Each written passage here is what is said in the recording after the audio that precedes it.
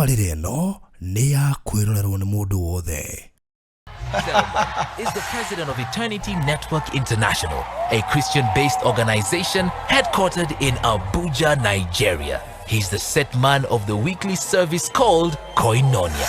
Widely known for his sincere love and passion for the body of Christ, his meetings are characterized by great and unusual presence and moves of the Holy Spirit, miracles, healings, signs and wonders, workings of miracles and deliverances. Apostle SALMAN is a carrier of the strange presence and power of the Holy Spirit. The teachings of Apostle SALMAN are timely, anointed, and balanced. They have become a major tool for revival in the lives of individuals and ministries in many nations of the world.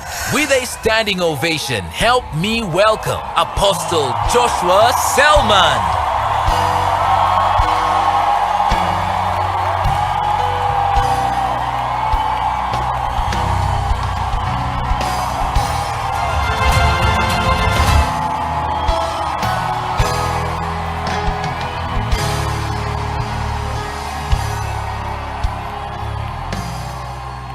Hallelujah. Hallelujah. Can you give Jesus the loudest shout you can give tonight? The loudest shout, a shout of joy, a shout of victory. Hallelujah. Praise the name of the Lord.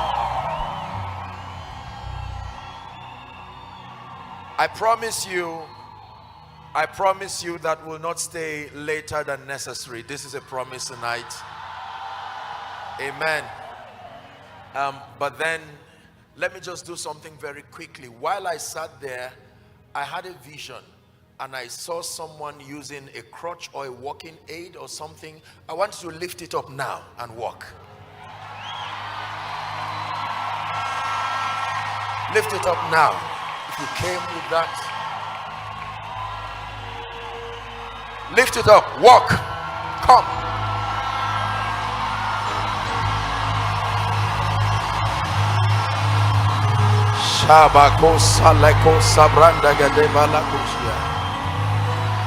I just saw this. Please don't put them under pressure. I release the power of God. The moment a miracle has happened there, let them come forward. Just lift it in the name of Jesus. I release you to walk now. I release you to walk. There's a miracle happening there. Are you celebrating Jesus? Let her come. Clear the way for her, please. Walk.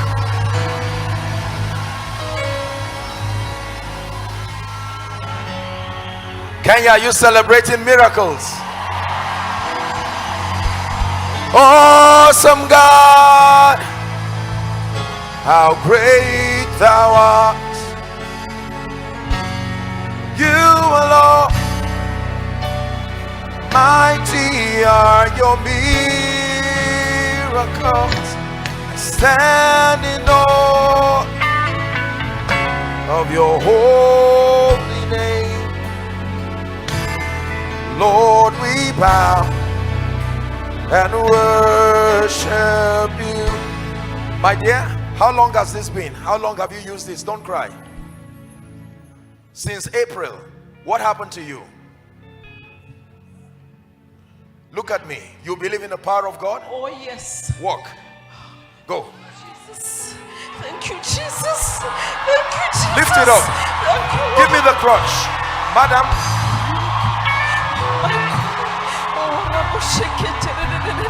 Lift it up. Lift it up. Thank you, Jesus. That devil is a liar. There's another miracle here. Lift it up, madam. Look at me. Lift it up. Walk. Come.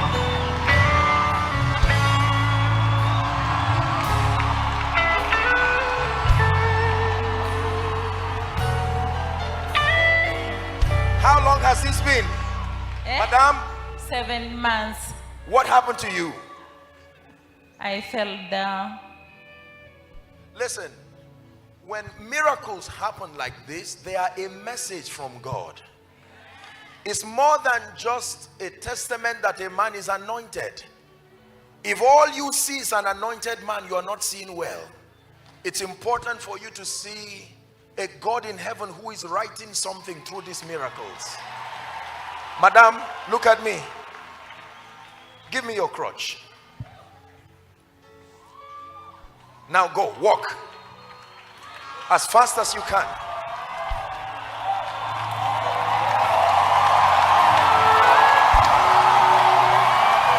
Look at this. Look at this.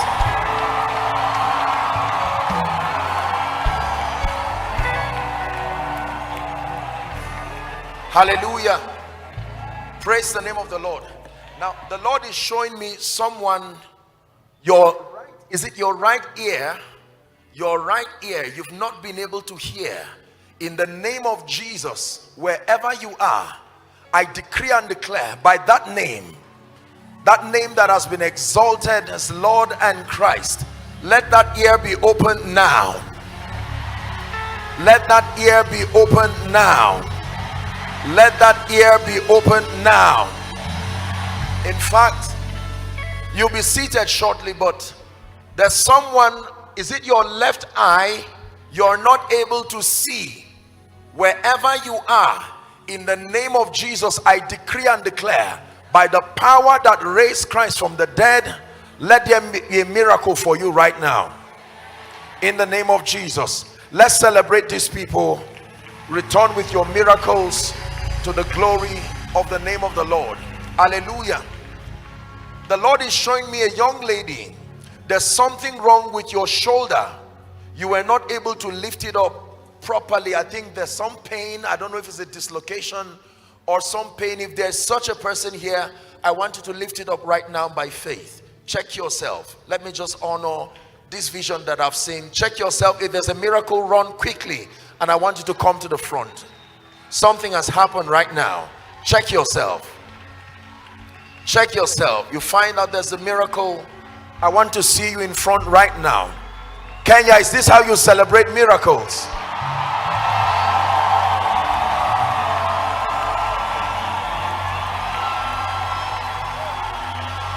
Look at this. Young lady, don't cry. What happened to you? Give her the mic. What happened to you? Something had been moving in my leg, and then it came to my arm. The same thing happened to you? Lift it up. Let me see. You too? You couldn't lift it? How long?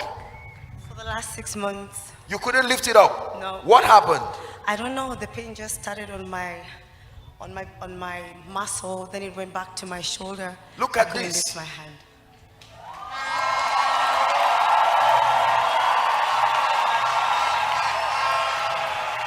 Oh, glorious God, we praise your name.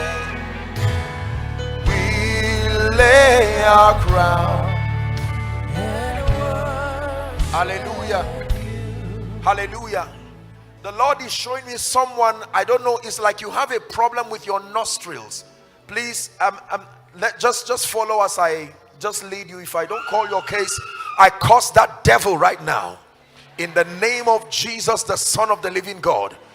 You could not smell. Something was wrong with your nostril. A miracle just happened to you now. A supernatural miracle. Check yourself and run out right now. A miracle just happened right now. My God. Madam, I curse this spirit. I stretch my hands and I decree and declare, be released from this oppression. I don't know you, but in Jesus' name I rebuke that devil right now. Look at me, my sister. Check yourself. Do what you couldn't do before. Gone. Gone. Water you turn into wine. Open the eyes of the blind. There's no one like you. None like you. Hold on, please. Hallelujah. Now the Lord is showing me a woman. Don't feel embarrassed. I will pray for you wherever you are. This woman, you have suffered what we know to be the issue of blood for a long time this has plagued you. Right now, as I'm praying for you here at RHEMA Fest, by the power that raised Christ from the dead, in the name of Jesus, let your fountain be dried up this moment. Let it be dried up this moment. Let it be dried up this moment. Let it be dried up this moment, in the name of Jesus. For all of you who have received miracles, we may not have time to allow you testify, but let me stretch my hands and pray for you. There's one of you right now, the power of God is coming on you very strong. Such a mighty anointing that is coming upon you, and the Lord is saying he's opening every door that has been closed. I decree and declare, as God is speaking to them, he's speaking to Kenya. Every door that has been closed, in the name of Jesus, we decree and declare, Ephata, be open, be open, be open, in the name of Jesus. Now I decree and declare over all of you in front, these miracles that you have received, in the name of Jesus, they remain perfected in your bodies, in the mighty and matchless name of Jesus. Amen and amen. Let's give Jesus a big hand clap. What's this? Oh dear, he's trusting God for. Don't worry, my friend. I want you to release your faith as I pray for people later in the service. I'm just trying to walk with time. I'm hearing a name. You can imagine that in a crowd like this, there'll be so many people with that name, but I'm hearing a name, Mildred. Mildred. And the Lord is telling me that I should tell Mildred that your season has come, that God is bringing a visitation. I don't know who Mildred is, but in the name that is above all names, I decree, as the Lord has spoken, we decree and declare that all that needs to be in alignment for this season to profit you, may the Lord make it happen for you now, in the name of Jesus Christ. What's your name, my dear? What's her name? Mildred. Don't worry, if we have to take people one-on-one, we'll take all the time. But in the name of Jesus, let me use you as a point of contact and then speak to every other Mildred, every other person. By the power that raised Christ from the dead, we declare that this is your season indeed. Receive that grace and that anointing in the name of Jesus Christ. Let's give Jesus a big hand clap. Hallelujah. Please be seated. God bless you. What a powerful time with Minister Dunsin. Let's give him a big God bless you one more time. Hallelujah.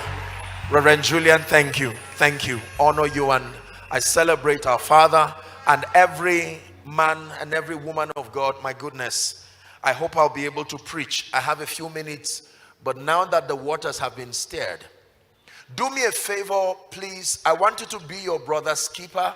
If for any reason someone is under the anointing close to you, there are so many people, tens of thousands of people, and so you cannot expect the ushers to do justice in terms of reaching everyone to attend to them.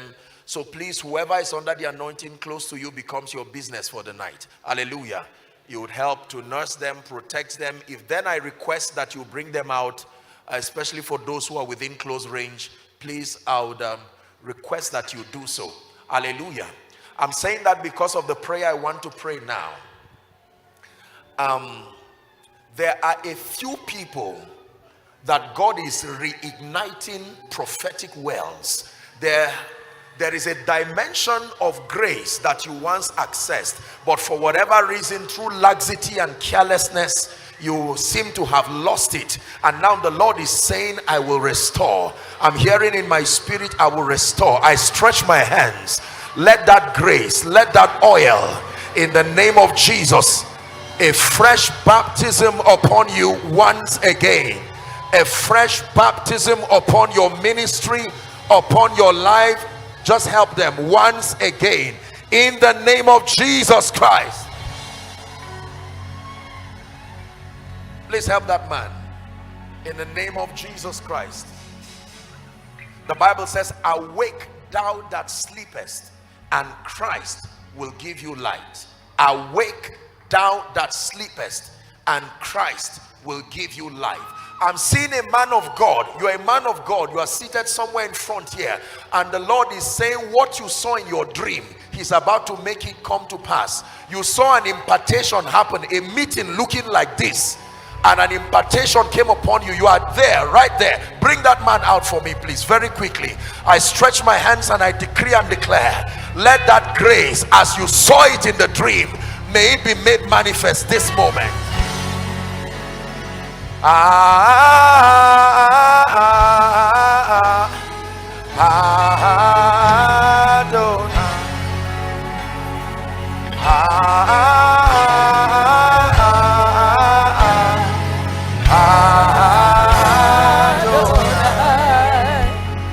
Is a pastor? Where? I'm an apostle. Where? In Nairobi. Nairobi here. But I'm from Uganda. You're from Uganda? Yes, sir. Can I pray for you? Yes, sir. I'm stretching my hands upon you, but the power of God is touching a different person. I don't know what mystery this is now. Hallelujah. I'm stretching my hands, but the person I'm seeing in the spirit is not even out here. He's still in the crowd. I just saw like fire rest upon one man just somewhere here. I want you to bring that person out. That man in front, bring him out. There is a pastor. Am I wasting your time? Just give me a few minutes to do my thing in this place.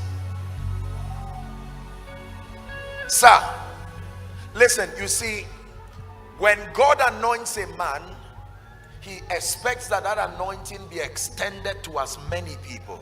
I told you that the days of superstar Christianity is over, where the emphasis becomes on people. Apostle Joshua Selman, no, we are here to project and to reveal Jesus Christ. Are we together? In as much as we are privileged vessels that are being used by him, I will emphasize again for your understanding that the real person who is deserving of praise and worship is not Joshua Selman, it's not Reverend Julian, it's the Lord Jesus Christ. We need to reintroduce this orientation to the body of Christ. Hallelujah. Sir, please stand. I don't know you, but I want to pray for you. In the name that is above all names, I pray. What do you do, my friend? You're a man of God?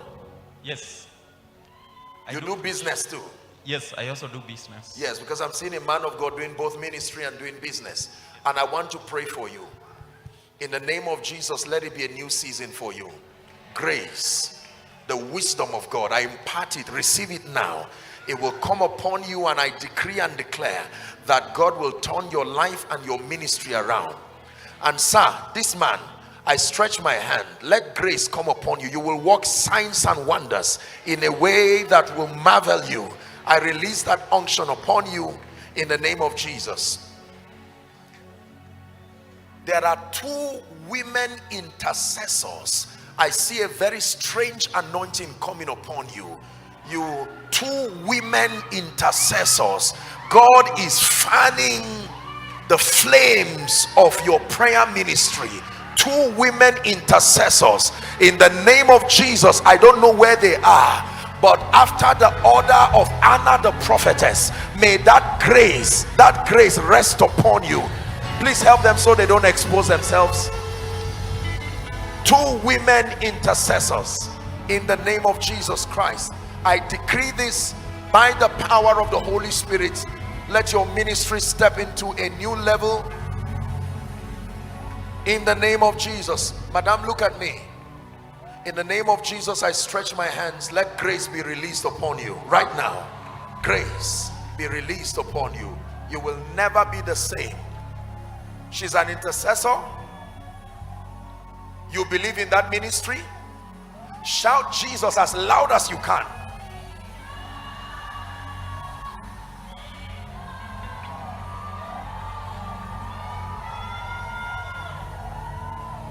Hallelujah.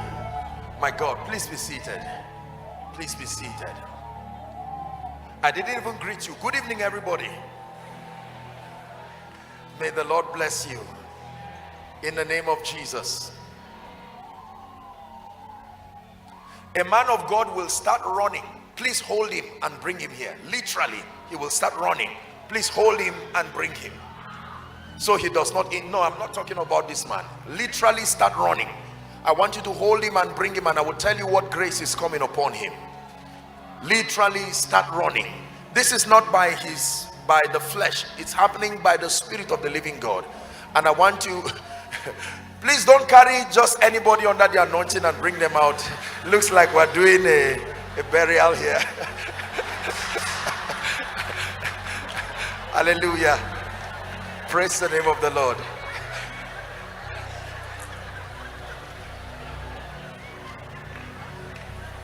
Amen. Now let's get back to the word. Let's get back to the word. We began a very prophetic discussion in the afternoon, and I'll just touch a bit on that because of the time. Hallelujah. Praise the name of the Lord. So I did tell us that there was a way, and there is a way that God designed that men would know him. That you're not given the liberty to invent your own personal formula to knowing God. There is already a predefined path. Are we together? God expects believers and his people to know him, to learn him, but that there is a predefined path. And if you walk in keeping with that path, you will know God in such a way and a manner that translates to a victorious and a profitable Christian life. And then I told us that biblically speaking, there are 4 platforms. 4 platforms. Don't worry about those shouting under the anointing. Let me just have your attention. There are 4 platforms. Kema Shobraki Kasubriata Kina Shegreso Beneke Salika Prasia Credo Selin Carandos Kevrande Kebala Subriata Cross Kalasha Frande Geberescu Beas Kiata. I'm hearing the sounds of chains in my spirit. In the name of Jesus, I decree and declare that yoke of bondage, those chains over your life and over your destiny, that they are broken now. Hallelujah. The first way that we know God is through scripture, and that from a child thou hast known the holy scripture, which is able to make you wise unto salvation. I did teach us that the second way we learn God is by a meticulous study of his names. That the names of God are a capture of the various dimensions of his power and his ability. Number 3, I told us that we know God by studying the person Jesus. Remember that Jesus came as a revelation of the Father. The Bible calls him God incarnate, that he wore a mortal body, he became flesh. And I did tell you that Jesus came to fulfill 3 principal assignments. Number 1, he came as a correction of our understanding as far as the knowledge of God were concerned. That until Jesus showed up, there were many things that we thought God was, that after he showed up from the lens of his person, we got to know that the propositions that came from the patriarchs and the prophets, because they saw, like we all see, in parts, they also prophesied in parts. That until Jesus came, there was no possibility for a personal relationship with Jesus. There were a few people who, based on the election of grace, were called into a level of intimacy with God, like we see Abraham, we see Moses, but there was no widespread possibility for an intimate relationship with God until Jesus died and resurrected. Now, through the ministry of the Holy Spirit, everybody can have a personal relationship with God. Are we together? So that Jesus came as a correction of our understanding, our prior understanding until that time about God. Number 2, he came to reconcile us to the Father. Number 3, he came as a pattern man to reveal to us God's expectation for the believer. Hallelujah. And then I told us that from an evangelical and an apostolic dimension, there are 3 revelations of Jesus you must have to live a victorious life, an excelling life. Number 1, you must know Jesus as Savior. That's where we stopped. Number 2, you must know Jesus as Lord. Number 3, you must know Jesus as Christ. If you are bankrupt of this threefold revelation, you will never be effective as a man of God, as a businessman, as a witness, even as a territory. Hallelujah. The Bible says, neither is there salvation in any. It says, for there is no other name under heaven given unto men by which we must be saved. The revelation of Jesus Christ brings us into a consciousness of his love, his ability to forgive, his substitutionary sacrifice. We read 1 Corinthians 15:1-4 earlier on, that chronicles very intelligently the entire subject of salvation. It is important that in your pursuit of Jesus, the first port of call is to know him as Savior. The advantage of knowing Jesus as Savior is that you become a bona fide recipient of eternal life. The Bible says this is the record, that God had given us eternal life, but that life was so structured that until you encounter the Son, you cannot have the life. That means you cannot receive the life of God by proxy. There is a requirement that you must know him personally. John 17:3, this is eternal life, Jesus said, that they may know thee, the only true God, and Jesus whom thou hast sent. Hallelujah. So we must know Jesus as Savior. Number 2, very quickly, is the revelation of Jesus as Lord. I'll take it from there now. It is important for us to know Jesus as Lord. To know Jesus as Lord means to understand the extent of his dominion and the extent of his influence. The moment you begin to talk of the lordship of Jesus, it attempts to describe the extent of his dominion and the extent of his influence. This is where Bible faith is framed from. The revelation of the lordship of Jesus. You will never be able to do much for the kingdom until you know Jesus as Lord.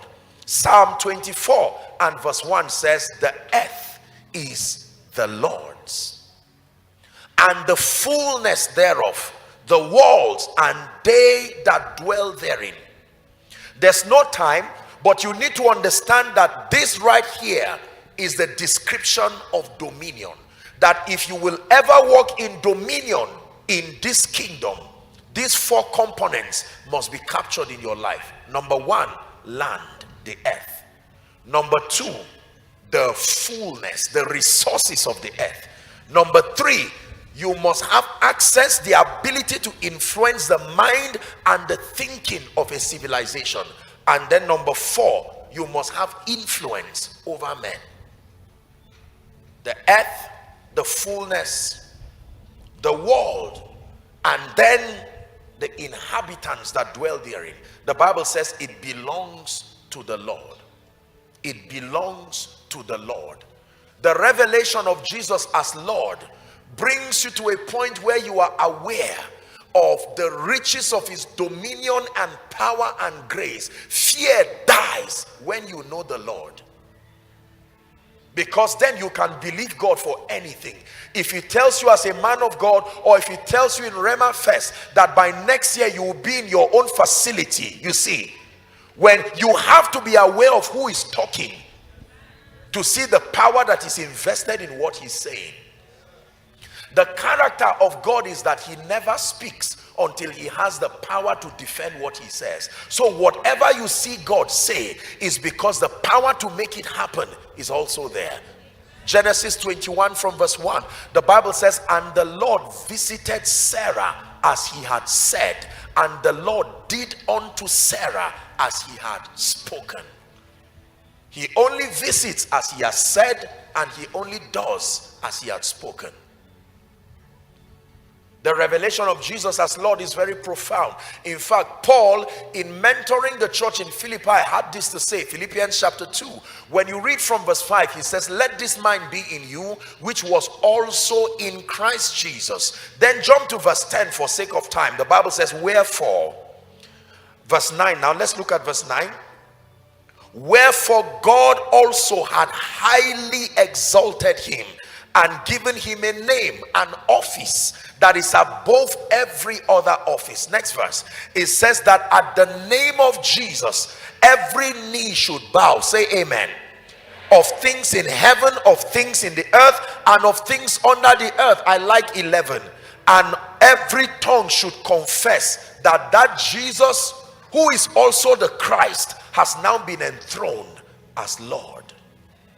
The revelation of Jesus as Lord is what plants the spirit of faith in every believer. The Bible says, and the Lord walking with them. Not just Jesus walking with them, the owner of the earth, the one who is able to manipulate all things to become consistent with his will. Most people do not know Jesus as Lord. That is the reason why they live in fear, you see. And most men do not know God as Lord. That is why they are proud. When you are aware that Jesus is Lord, you will not only respect that office, but you will be cautious when you begin to speak like God over people. I will ensure you do not rise. It's because you do not know the Lord. The psalmist said, I slept, I lay me down and I slept. He said, I wait for the Lord sustain me. Every man is sustained by the Lord. You have to get a revelation of Jesus as Lord.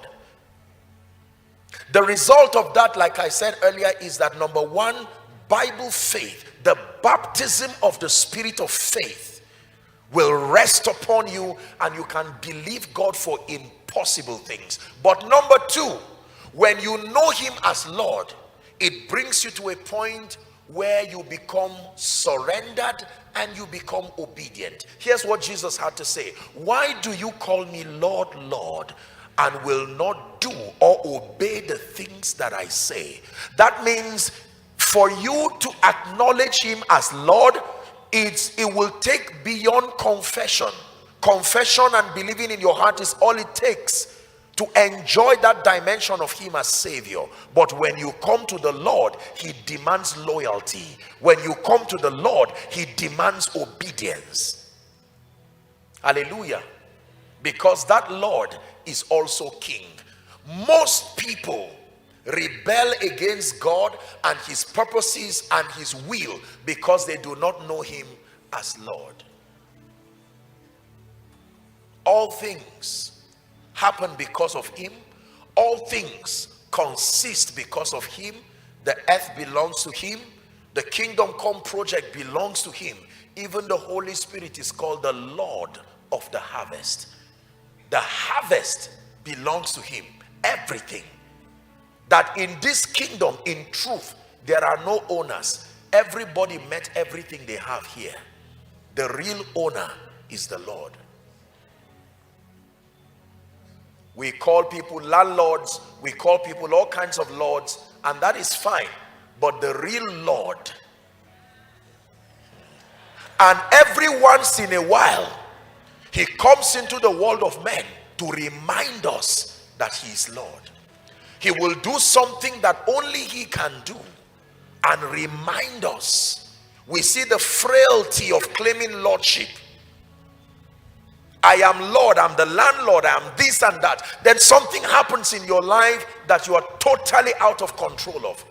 And then the Lord comes in and brings stability to your life to remind you that I am not only Savior, I am Lord. There are many of you here, you've got the revelation of Jesus as Savior. But the reason why your Christian experience is barren is because you do not yet know him as Lord.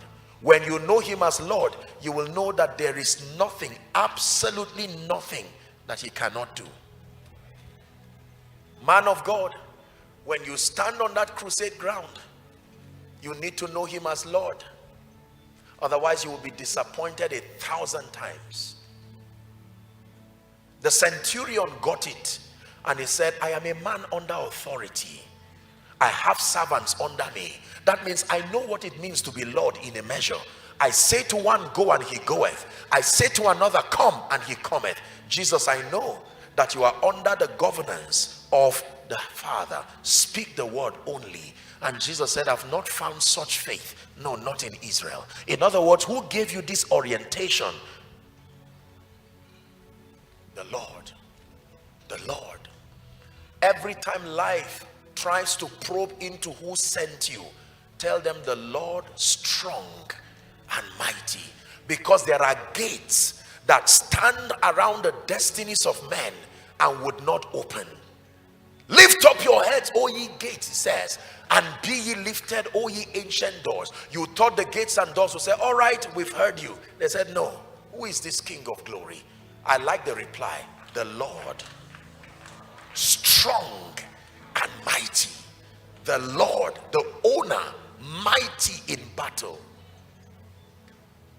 I'm able to believe God for anything for my life, for the work he has committed, and for the assignment he has given, because I know that the one who sent me is not just Savior, he is Lord.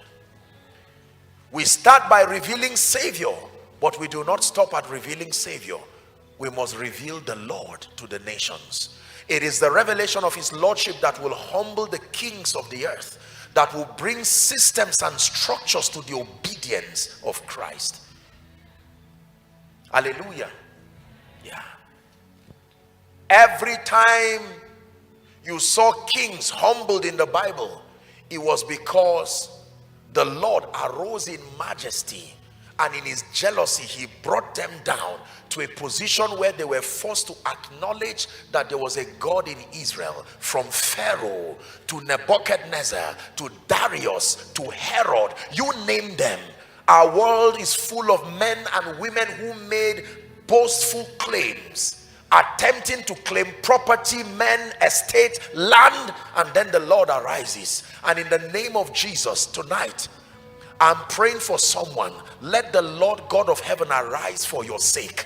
Arise and judge everything that has attempted to mock him in your life. You believe that? Shout a loud amen.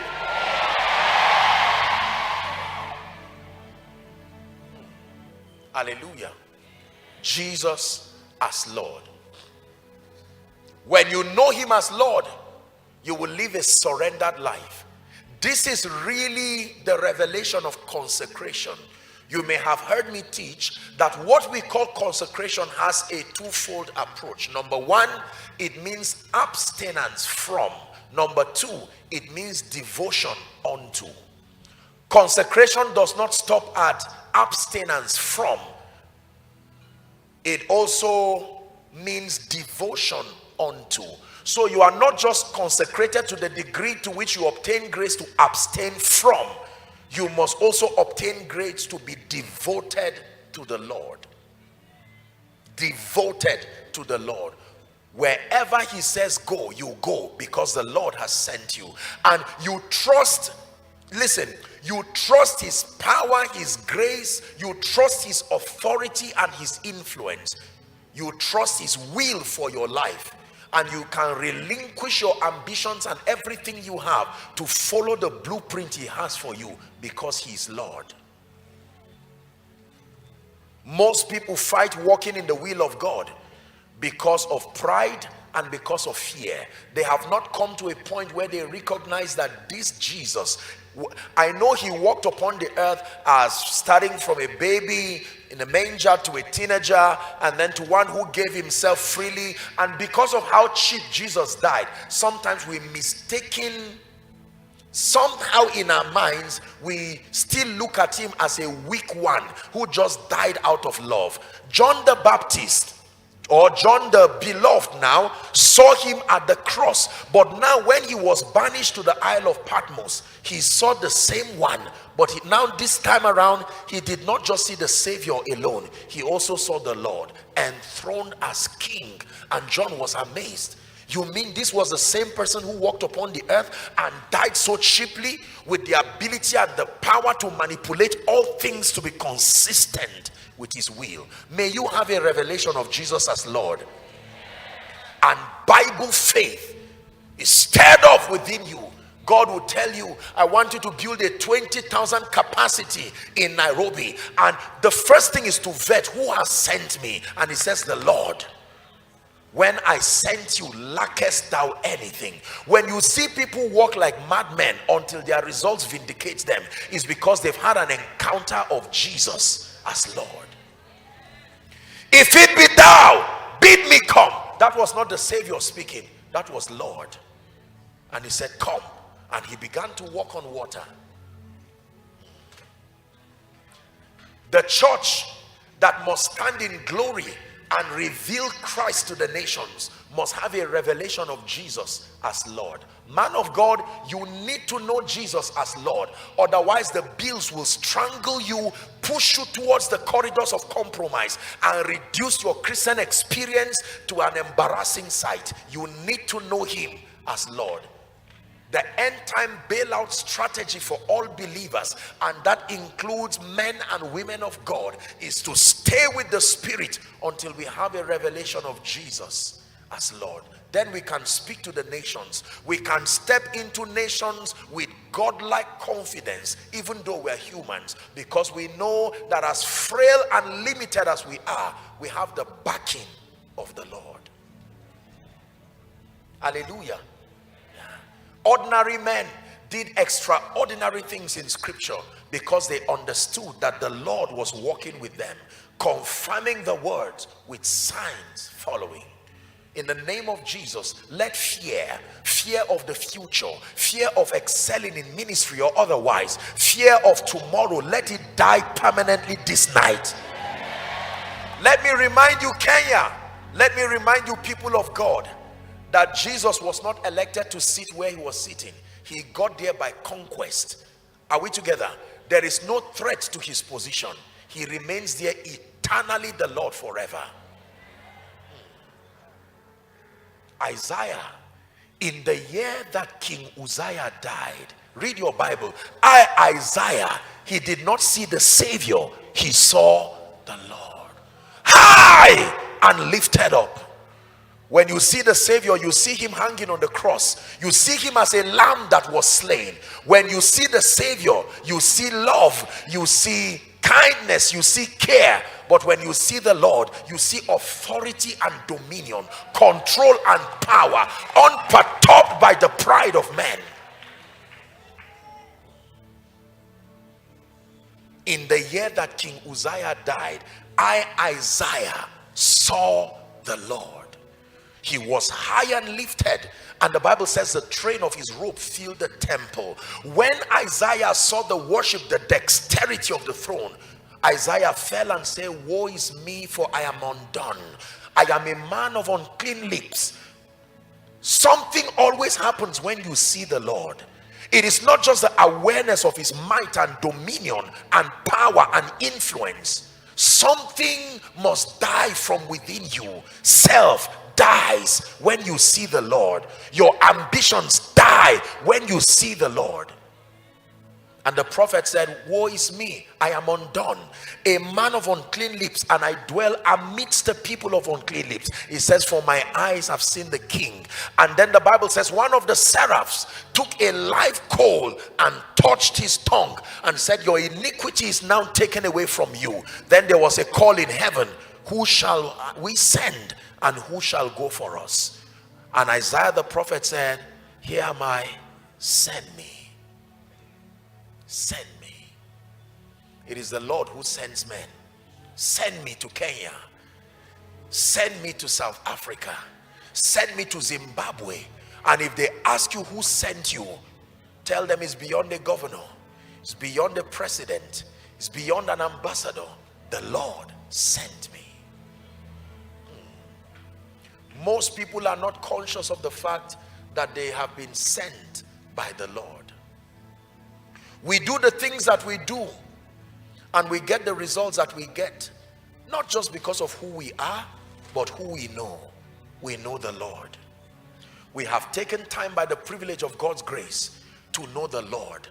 He says, finally, brethren, Ephesians 6:10, be strong in the Lord The consciousness of the Lord. I like Amplified. It says, draw your strength from your union with him. Be empowered through the consciousness of your union. I have become joined to the Lord. I can fail alone, but me and the Lord cannot fail together. If I'm to sojourn alone in ministry and in life and destiny, I give you a guarantee, alone I'm already a failure even before the journey would start. But not when the Lord walks with me and the Lord walking with them.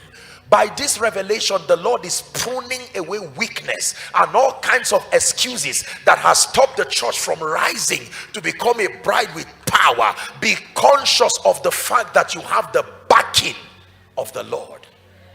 Let me give you number 3, and then we end for tonight. The third revelation that must be at work in any believer who wants to become a portrait of true apostolic Christianity is that you must know Jesus as the Christ. Please journey with me. 2-3 minutes. Let me tie this up and then we will pray. Blessed be the name of the Lord. Matthew chapter 11, please, from verse 1 to 5. Please follow this scripture carefully. And it came to pass, when Jesus had made an end of commanding his 12 disciples, he departed thence to teach and to preach in their cities. Reading to 5. Now, when John had heard, watch this now, in the prison the works of Christ. The works of Christ. He sent 2 of his disciples, 3. And he said unto him, art thou the one who should come, or do we look for another? In fact, other versions like New International Version, even Amplified, I believe, says, are you the Messiah? Are you the Messiah who should come, or should we expect another? Verse 4. Jesus answered and said unto him, go and show John the things that you do hear and see. What are the things? The blind. Watch this. When it has to do with Jesus as the Christ, he talks about the works of Christ. And John was offended because the Messiah, the anointed one, based on the revelation that he had, he being John now, was supposed to come and manifest great things, including releasing him from this bondage. And he was locked up in the prison, and in offense he sent his disciples. He said, listen, even though I ordained you into ministry, I'm in doubt as to whether or not you are anointed now. Are you the one to come, or should we expect another?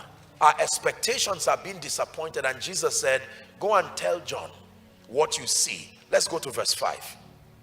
The blind receive their sight, the lame walk, the lepers are cleansed, the deaf hear, the dead are raised up, and the poor have the gospel preached to them. What kind of an answer is this? He said, you just go back and tell John. Don't tell him, you tell him that when you came to that crusade ground to ask me that question, this is what you saw. The blind saw, the lame walked, the lepers were cleansed, the deaf hearing, the dead raised up, the poor have the gospel preached to them. And then he said, verse 6, if you care to read, blessed is he whosoever that shall not be offended in me. The word Christ is the Greek expression of the Hebrew Messiah.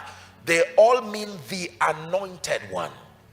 Hallelujah. So when you call him Christ, comes from the Greek word Christos. It means the anointed one, smeared with the anointing, authorized to be a demonstration of all that makes God God. That is what it means to be the anointed one. Hallelujah. Praise the name of the Lord. So that you have a revelation of Jesus as Savior, understanding his love, his forgiveness, his substitutionary sacrifice, his desire to see all men saved, which to the revelation of Jesus as Lord, the master, owner, absolute manipulator of all things according to the will of the Father. But then he says, for your effective witness, you will need to know Jesus as the Christ, the anointed one.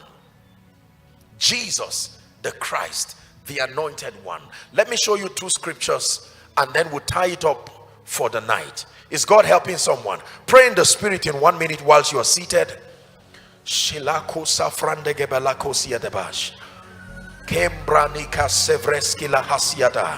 Go ahead and pray. Just a minute, investing in the spirit.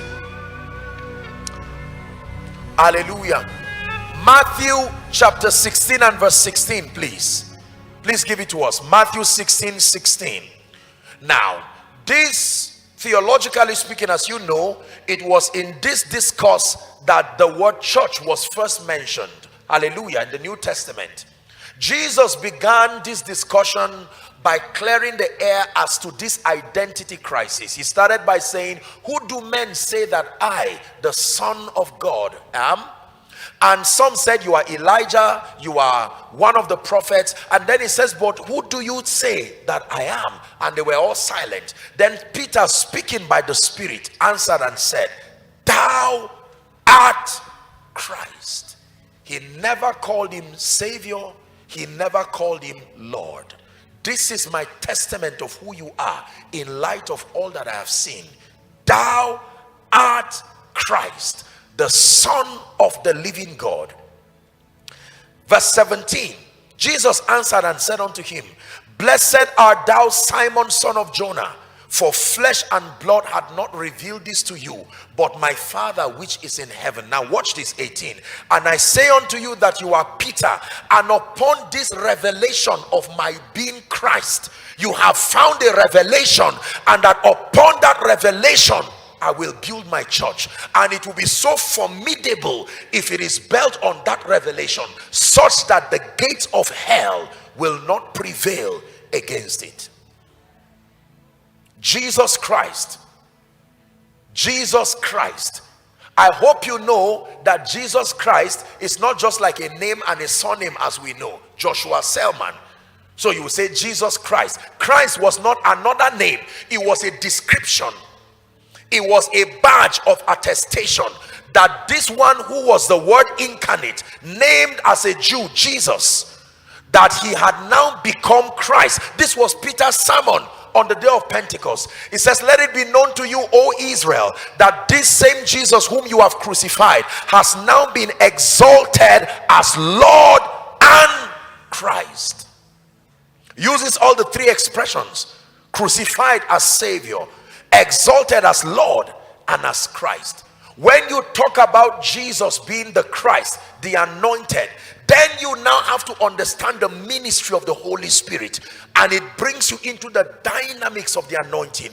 Did you know for a long time, when Jesus began to mentor the disciples who would later become the apostles, he seldom spoke about power and anointing? But according to John's synoptic account, that discourse about the Holy Spirit and then the anointing officially started in John 14, then 15, then 16. He began to introduce them to this personality called the Spirit. He said, but the Comforter, whom the Father will send in my name, that he will come, he will be in you and be with you. I have many things to tell you, he said, but ye cannot bear them now. Howbeit, when he, the Spirit of truth, is come, that he will guide you into all truth. He will take that which is of me, and he will show you things to come. Jesus began to show them the dynamics of the Spirit and even of the anointing. And in Luke's synoptic account, he said, tarry ye in Jerusalem until ye be endued with power. That Christ dimension must be captured in your life. For 30 years, Jesus walked upon the earth as an ordinary human being, unable to do anything, even though he was the Son of God. But the Bible tells us that after 30, he went and met John at the Jordan to be baptized of him.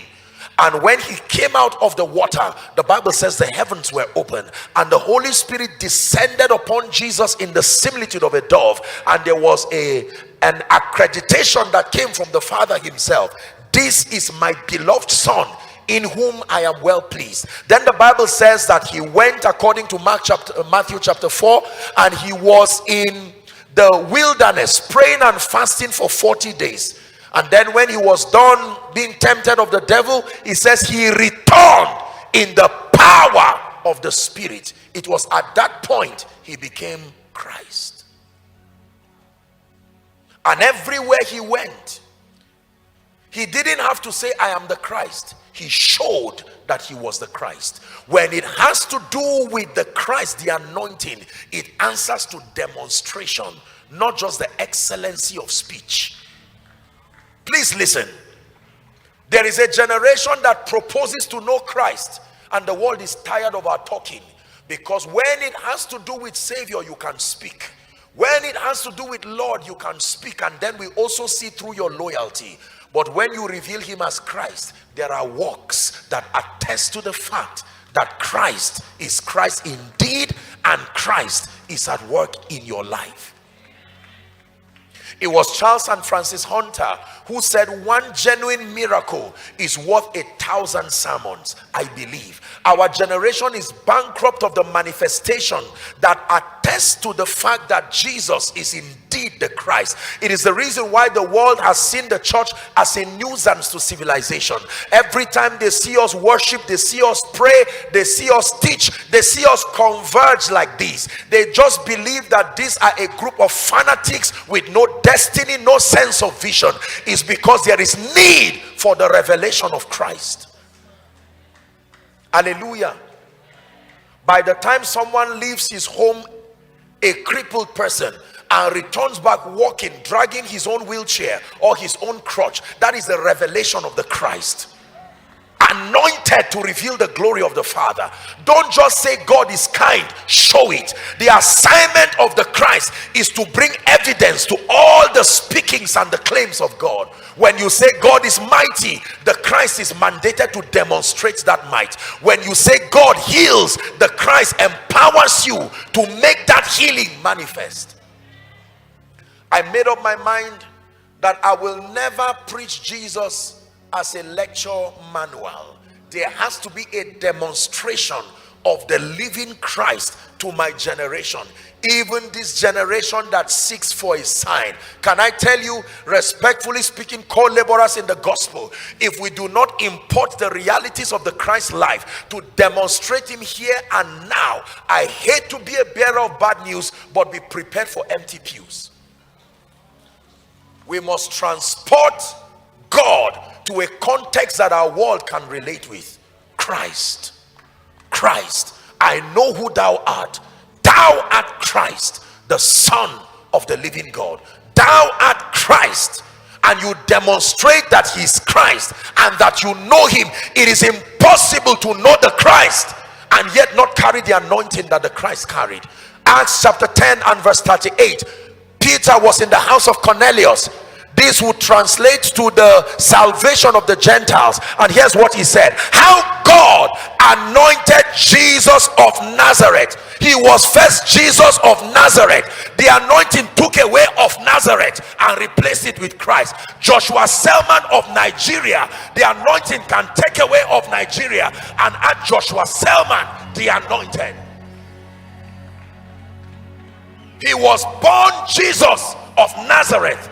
The anointing turned him to Jesus the Christ.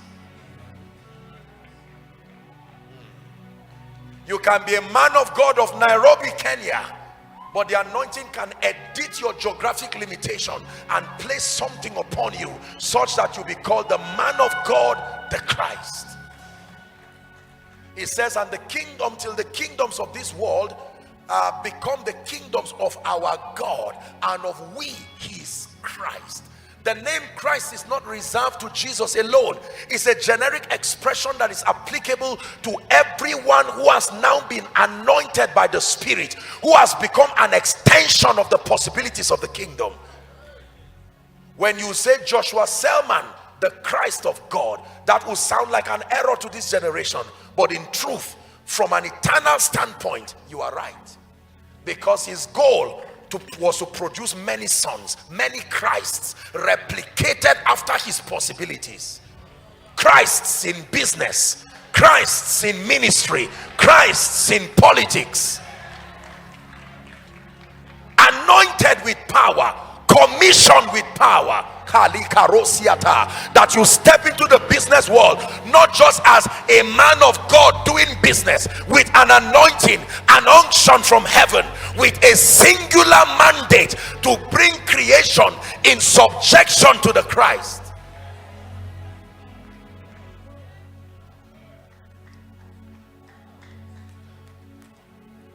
Can we do one last verse for tonight? Colossians 1, 23 and 24. Let me show you something and then we'll wrap up. King of kings, Lord of lords, faithful and true, Lamb of God, we worship you.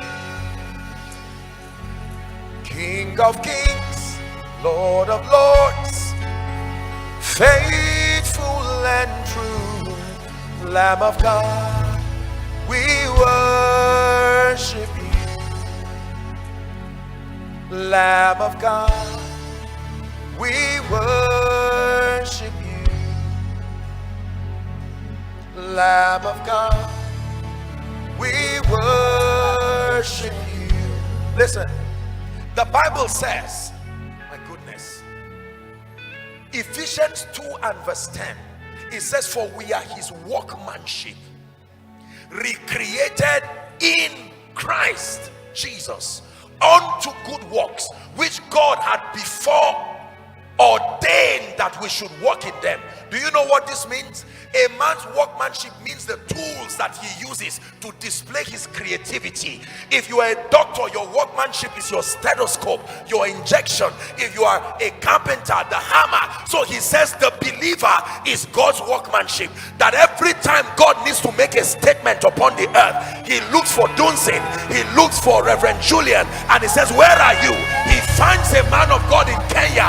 I want to make a statement that I'm the healer. I want to make a statement that I lift, that I bless, that I can impart men.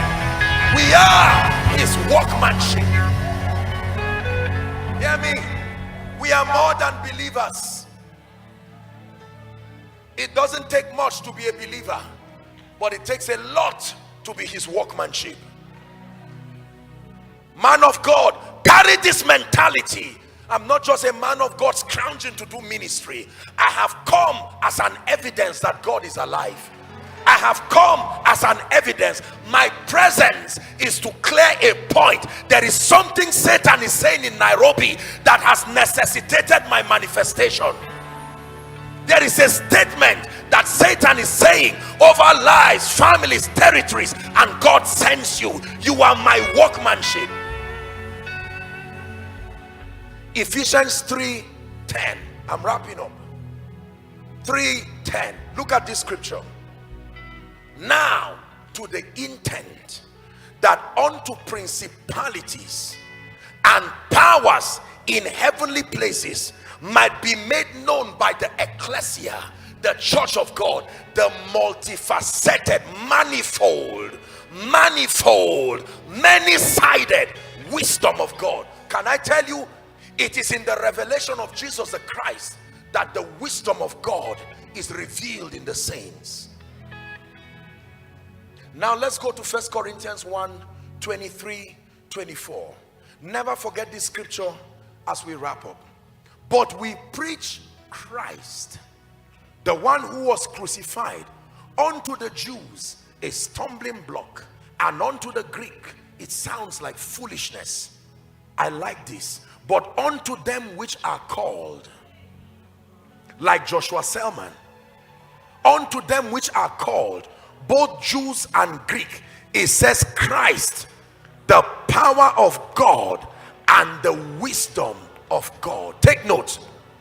Every time the anointing manifests, there are two things you seek to see: power and wisdom.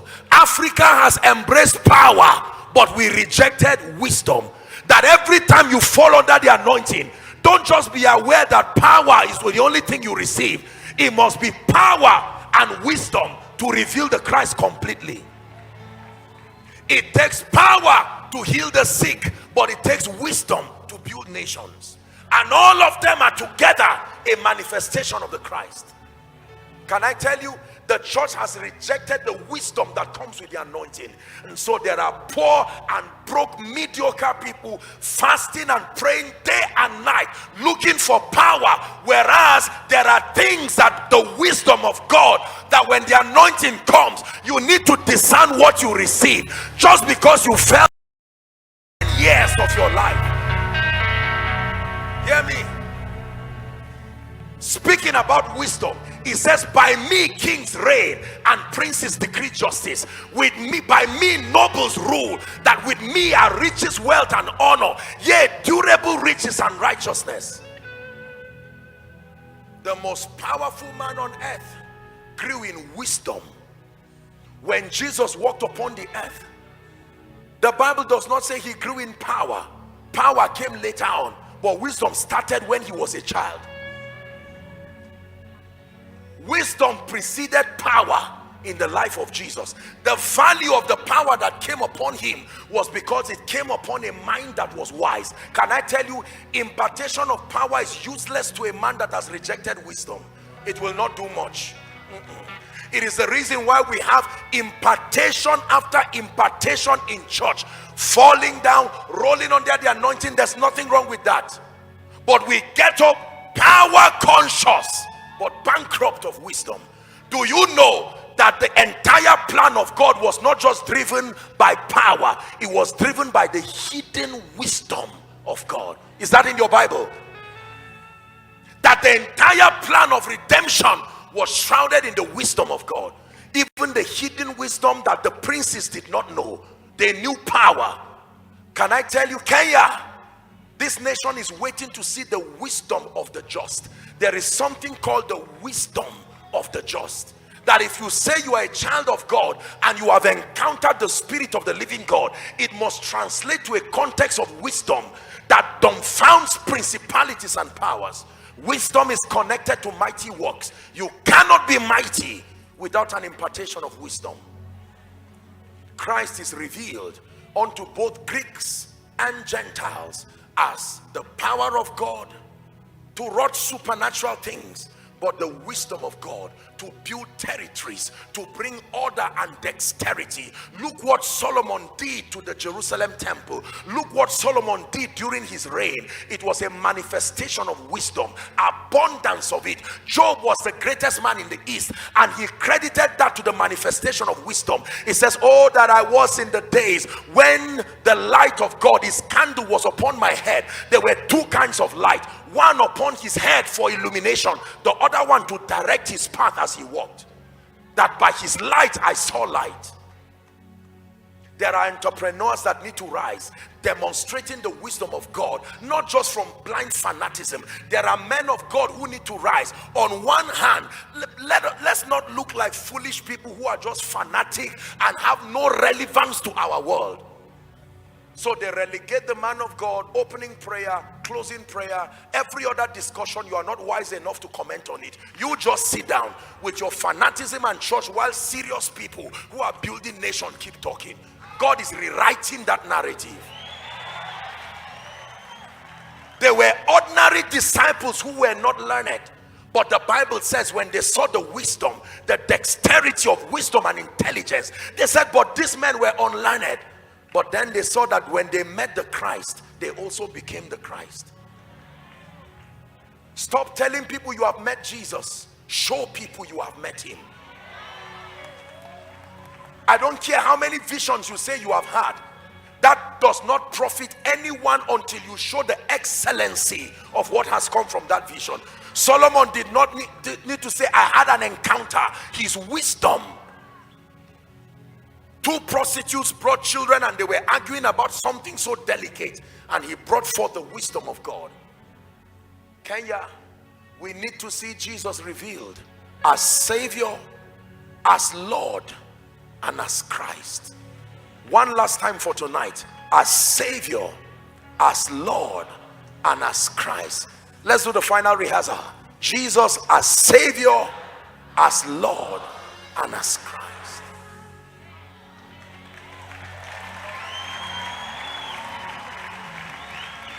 Hallelujah. So when he comes as Christ, we will heal the sick, We will see to it that supernatural manifestations happen by the Spirit. But ladies and gentlemen, the world is calling for people who have the wisdom in the similitude of Daniel. Daniel was a prophet, but his prophecy was not what was striking about his life. It was the wisdom of the Spirit at work in him. O king, do not be hasty to punish everyone. Give us time. Then the secret was revealed unto Daniel. Daniel was wise. As wise, they said the wisdom of the gods was upon him. How about Joseph? There is a level of wisdom we need to bring. Wisdom that is not affordable as far as the world of men is concerned.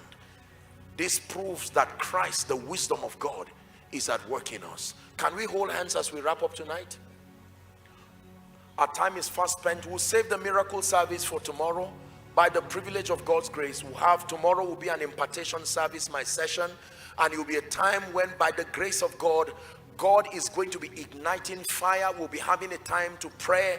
We'll be having a time to minister to our needs, especially for many who have traveled. I was so touched by our Indian brethren who flew all the way. You can imagine, desiring to carry this fire.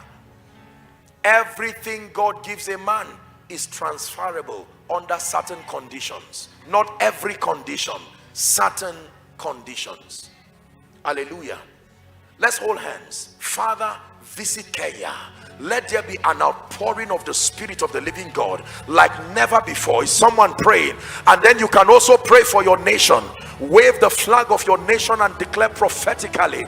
We'll pray more on that tomorrow, but I want you to decree and declare in the name of Jesus. Here at RHEMA Feast 2023, visit Kenya.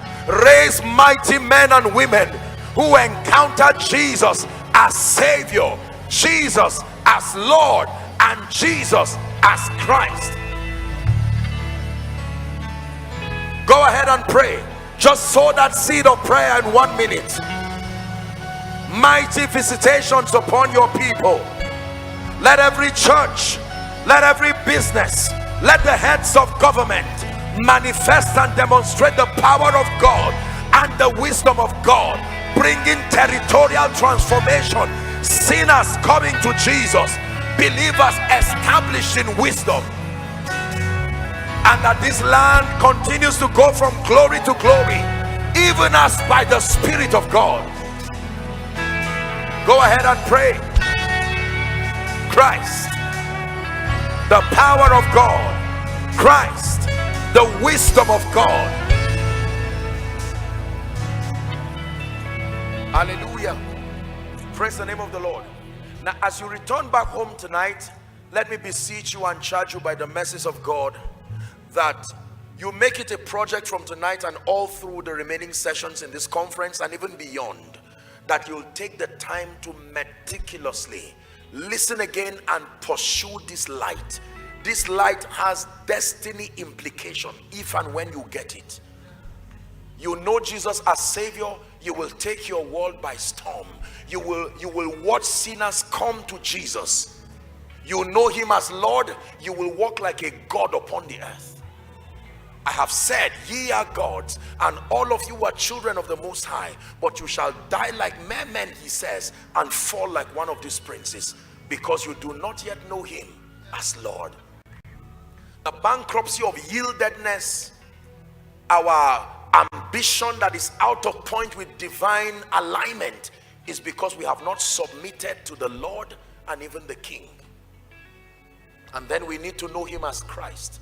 Our world is in desperate need for a manifestation of the glory of God through the saints, manifesting as the wisdom of God and the power of God. We need to press for these dual dimensions of the anointing, that my life will be a revelation of the power of God to the nations, but my life will also be a revelation of the wisdom of God to the nations. Let's end with a blessing. In the name of Jesus, I decree and declare, standing upon the grace of our fathers and every man and woman of God here, we stand under the corporate anointing, and I speak over everyone here represented, the many following online, and even over the nation of Nairobi or Kenya. In the name of Jesus, beginning from tonight, may you encounter Jesus the Savior. Beginning from tonight, may you encounter Jesus the Lord. And from tonight, may you encounter Jesus the Christ of God. And in the name of Jesus, as a result of this encounter, may you be a savior to your generation. May you be Lord over principalities and powers, and may you be a manifestation of the Christ even to the world. The Lord bless you tonight. You go from glory to glory in the name of Jesus. Give Jesus a loud shout and a big hand clap.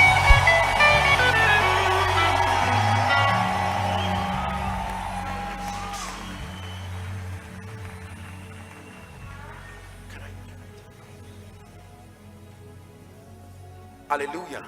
I'm so sorry. I just feel guilty. Please come, Reverend Julian. Could you lend me a minute? My apologies. I failed to make the altar call in the afternoon and I felt so sad. Haven't preached on Jesus as Savior. Is it all right if you lend me 1 more minute to just make the altar call? Hallelujah. An altar call is not a funeral service. There's nothing to be embarrassed about. Sometimes you see people walk up to Jesus as though they feel cheated and lost in life. Out of the tens of thousands of people here gathered and the many more following online haven't heard me preach, I know by the Spirit of the living God that someone needs Jesus tonight. And in as much as our time is gone, we take your own destiny serious and we want to give you a minute. I'm going to count 1 to 5, and for the many who are saying, Apostle, Reverend Julian, if you will allow me, I want to make Jesus Lord of my life, or I want to rededicate my life to Jesus. There's no point beating around. There's no point playing games with your destiny. Win this war once and for all.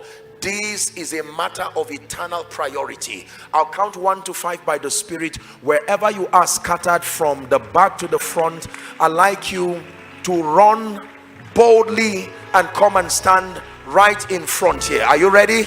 I begin my counting now. 1. Kenya, let's celebrate them as they come to Jesus.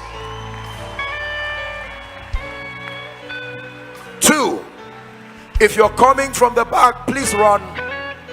When I count 5, I begin to pray. Come, let's celebrate them as they come. 3. Keep coming. Keep coming. Keep coming. Run to Jesus.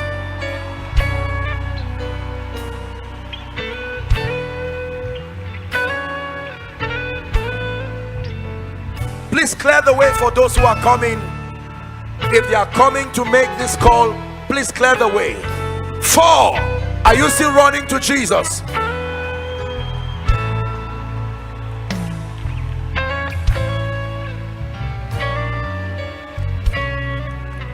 Hallelujah. Come. Apostle, will he accept me? In spite and despite all that has happened in my life, you are most welcome. As many who will come to him, he will in no wise cast away. Now, I want to thank and salute all of you who have made this bold decision. Once the front is filled up, you may stand wherever you are.